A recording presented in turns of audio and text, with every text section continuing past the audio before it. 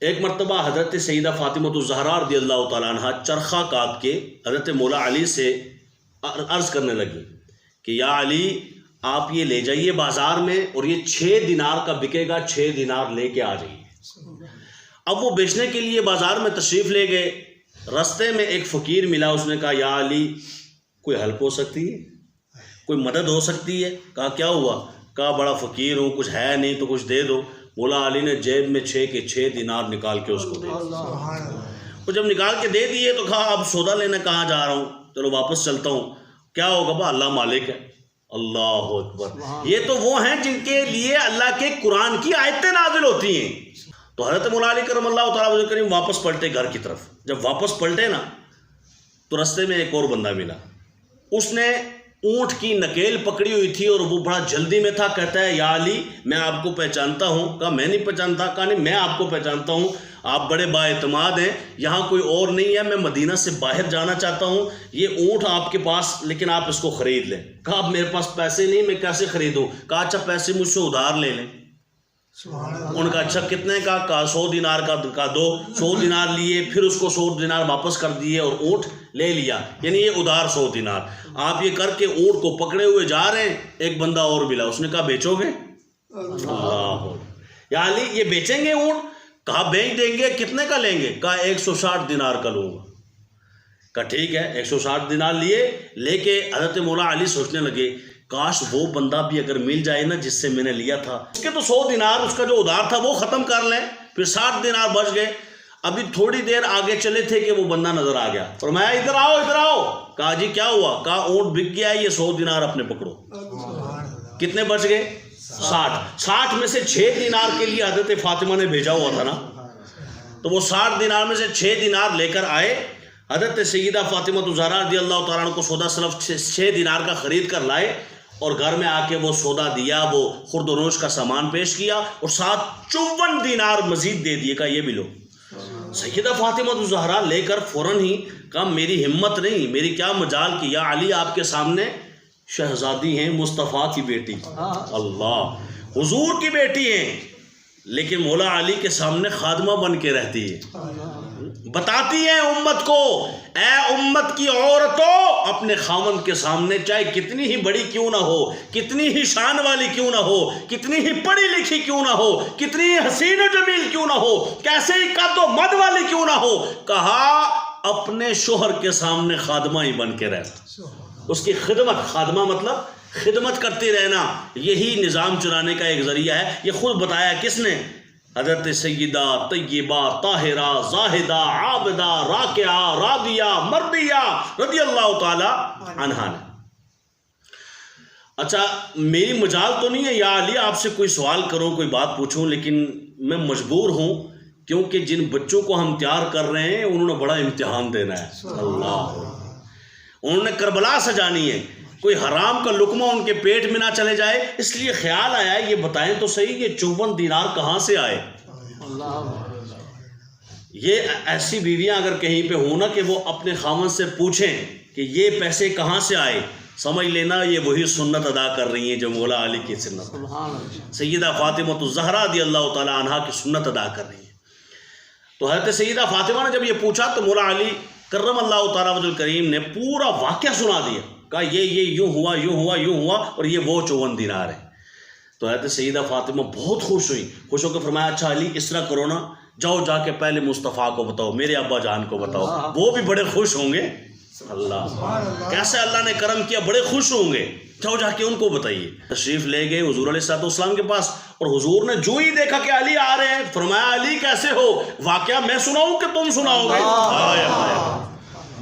بے خبر ہو جو غلاموں سے وہ آقا کیا ہے، تو بے خبر ہو جو غلاموں سے وہ آقا کیا ہے۔ حضور نے فرمایا میں بتاؤں واقعہ یا تم؟ تو مولا علی نے فرمایا حضور کون سا واقعہ؟ حضور نے فرمایا یہ جو 6 دینار میں برکت پڑی ہے اس کا واقعہ۔ اللہ دیکھا ہے کیسی برکت پڑی ہے؟ تو حضور علیہ السلام کو حضرت مولا علی نے فرمایا رسول اللہ یہ تو آپ نے فرما دیا، بڑی بات ہے، آپ کی کرم نوازی ہے، لیکن مجھے سمجھ نہیں آیا یہ واقعہ کہ یہ ہوا کیسے؟ فرمایا علی یہ جو تجھے بیچنا آیا تھا نا، لیا ہے نا جس سے، یہ جبریل تھی۔ اللہ اکبر۔ اور جس کو بیچا ہے یہ میکائیل تھے، اور جس نے انہیں بھیجا ہے وہ رب جلیل تھا۔ اللہ نے انہیں بھیجا تھا تیری مدد کرنے کے لیے، تیری نصرت کرنے کے لیے۔ سیدہ فاطمہ الزہرا رضی اللہ تعالی عنہا کی محنت کی کمائی ہوئی وہ جو 6 دینار تھے اس کی لاج رکھنے کے لیے۔ یہ ہیں سیدہ فاطمہ الزہرا رضی اللہ تعالی عنہا۔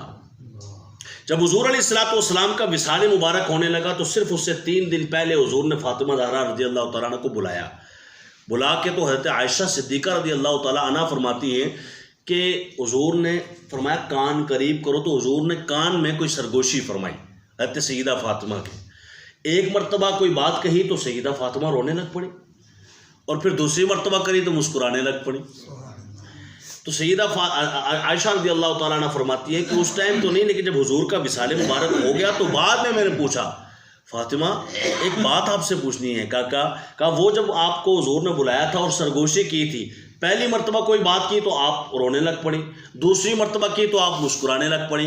کہا اصل میں جب پہلی مرتبہ انہوں نے فرمایا تو فرمایا میرے جانے کا وقت آ گیا ہے، اس غم کی خبر کو سن کے میں رونے لگ پڑی۔ اور دوسری مرتبہ حضور نے فرمایا تو غم نہ کر، سب سے پہلے جنت میں تو ہی مجھ سے ملے گی، تو میں مسکرانے لگ پڑی۔ پھر اس کے بعد حضرت سیدہ فاطمہ الزہرا رضی اللہ تعالیٰ عنہ 6 مہینے تک زندہ رہی، 6 مہینے۔ اور پھر آخری جب ایام تھے تو آپ نے مولا علی کرم اللہ تعالیٰ وجہ الکریم کو نصیحتیں اور وصیتیں فرمائیں۔ صدقے جائیں یار خدا کی قسم، کیا وصیتیں تھیں۔ کوئی بندہ وصیت کرتا ہے، آج کل کوئی وصیت کرے تو ہو سکتا ہے وہ وصیت کرے کہ میرے پیسوں کا کیا ہوگا، اس کو ذرا سنبھال لینا، ایسا نہ ہو یہ ڈوب جائے، میرا بینک بیلنس ڈوب جائے، میں تمہیں بتاتا ہوں کہ کہاں خزانہ رکھا ہوا ہے اس کو لے لینا وغیرہ وغیرہ۔ سیدہ فاطمہ الزہرا رضی اللہ تعالیٰ عنہ نے فرمایا علی مجھ سے اگر کوئی غلطی ہو گئی ہو تو معاف کر دینا۔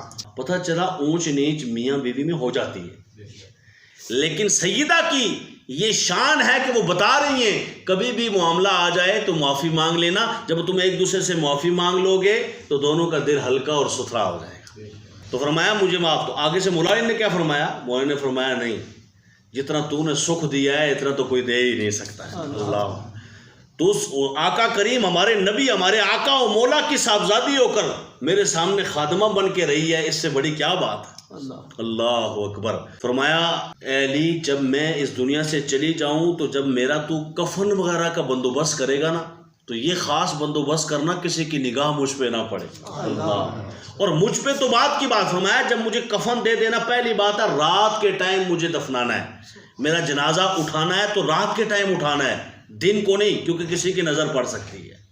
پردے کا اہتمام بھی تو دیکھے نا کس قدر پردے کا۔ فرمایا مجھے کفن پہنائے تو کفن کے اوپر چارپائی کے اوپر ایسے لکڑیوں سے اوپر چھت بنا لینا، اس کے اوپر بھی چادر رکھ دینا کہ مجھ پر تو دور کی بات دنیا والوں کو پتہ چلے کہ امت مسلمہ کو سبق دینے والی فاطمہ وہ تھیں جن کے کفن کو بھی کسی نے نہیں دیکھا تھا۔ یہ امت مسلمہ کی خواتین کو یہ درس دے رہی ہیں، آج مجھے اور آپ کو بھی یہ درس لینا چاہیے آج کے اس بابرکت یوم کے صدقے میں کہ ہم نے اپنی بیٹیوں کو، ہم نے اپنی بہنوں کو، ہم نے اپنی عورتوں کو اس انداز میں پردہ سکھانا ہے تاکہ ہم وہ سنت ادا کر سکیں جو ہماری بی بی سیدہ پاک سیدہ فاطمہ الزہرا رضی اللہ تعالیٰ عنہ سکھا کے گئیں۔